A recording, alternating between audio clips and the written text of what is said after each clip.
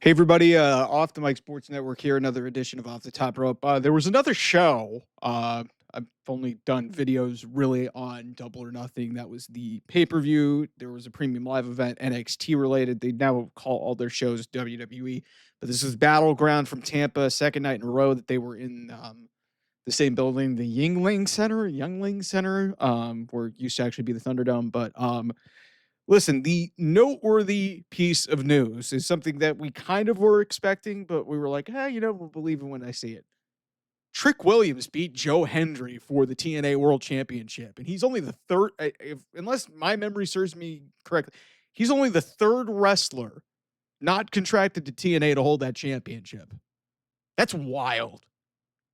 Trick Williams joins Kenny Omega and Christian Cage as the only two people that were not contracted by TNA Wrestling to hold that championship. He's the first WWE contracted wrestler. Like, think about that sentence. 3-4 years ago, a WWE wrestler challenging for a TNA championship in the main event of a WWE premium live event would have been unheard of. Now, a WWE wrestler holds another company's championship. That's insane. And that says a lot about Trick Williams. That says a lot about, what they feel about him. That also says a lot about Joe Hendry to put a non-contracted WWE wrestler in the main event. That's the second premium live event that he's been in the main event of. He also showed up at WrestleMania, and he also was in the Royal Rumble. So we all know how WWE feels about Joe Hendry. But this is a big moment for Trick Williams. Really, it is. A lot of people were thinking he might go to the main roster. A lot of people were thinking, maybe he should stay a babyface. This heel turn, I think, has revitalized him. And now him being like the rebel and really like the outcast and holding a TNA title now, and beating one of the most beloved figures in professional wrestling by nefarious means. He dropped him inadvertently on the TNA championship and then beat him. And it's a shocking moment. It really is a seismic shift from what we've seen from this TNA WWE partnership. We haven't seen, really the crossing of the line in terms of winning a championship. We had a chance to do this last year at Battleground when Jordan Grace faced Roxanne Perez for the NXT Women's Championship and ultimately didn't win. There's a lot of BS that went into that match, but for Trick Williams to win this match and be the TNA World Champion now, it opens up a lot of possibilities to cross over, do a lot of different things, experiment with a lot of different things moving forward. And like I said, when you're in the same category as Kenny Omega and Christian Cage, but this is a big time moment. Like with AEW, there was the Don Callis element. He ultimately ended up crossing over and signing with AEW. I think he was like a VP of like talent relations or something over in TNA during the point where they had this little working partnership. Like this is big time, man. You thought, hey, like it was a struggle a couple years ago, 3 years ago, to get Mickey James to bring the Knockouts Championship onto television. Now we're defending it in the main event of premium live events. Like, this is a big deal. And Trick Williams, to put him for him to be that guy to make history like this says a ton about him. And yes, he's still rough around the edges. He's still a little bit green, still trying to work some things, but he's charismatic. He's very entertaining, still has a lot of things to work on from a wrestling perspective. But this has a chance to be a money-making type of angle, depending on what they can do with it. Because, just throwing this out there, guys, there's a TNA, potentially one of the greatest TNA champions of all time, that's still in WWE.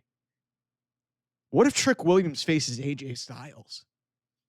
That would be great for AJ because of his TNA ties. That would be great for Trick to work with a legend like AJ Styles. You get the AJ Styles TNA crossover. It writes itself.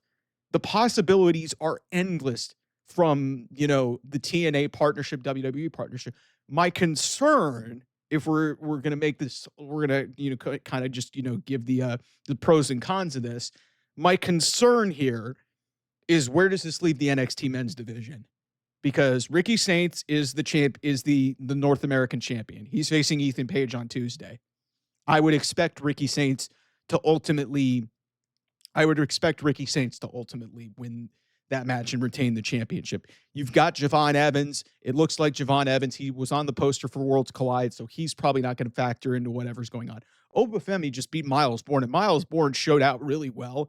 But that was kind of just like, really just kind of like one of those, they're trying out a bunch of different things. This NXT men's division is a fucking disaster. It's a fucking disaster. Like, where you got Sean Spears. Like, I don't know who Obafemi's facing next. I don't. Does Joe Hendry go in and try and potentially win the NXT championship now? Because I think that's the next phase here is you need a TNA wrestler to potentially cross over and, potentially, challenge for the NXT title. They need to do something to, put some energy in this men's division, because now, like, it looks like they're hinting at potentially Mike Santana being the next guy for the TNA world title from the TNA side to challenge against Trick Williams, which I love me some Mike Santana. Like, that guy has worked his ass off since leaving AEW and becoming his own man on and betting on himself, which I give him a ton of credit for. Um, but I still think that this is a seismic move.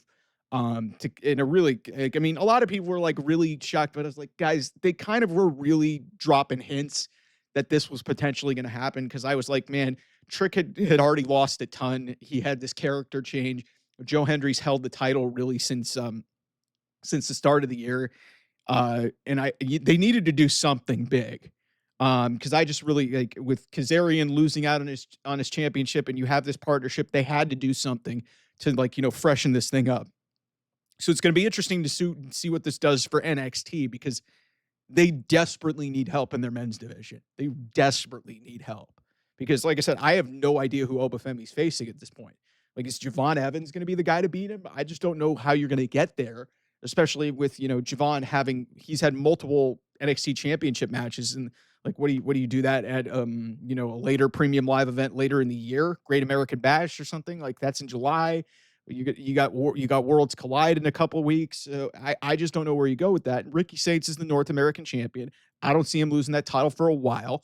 Ethan Page, are you gonna continue with him potentially going after Obafemi, even though he's just lost the championship not too long ago and he's been losing a ton? I just don't know where this goes.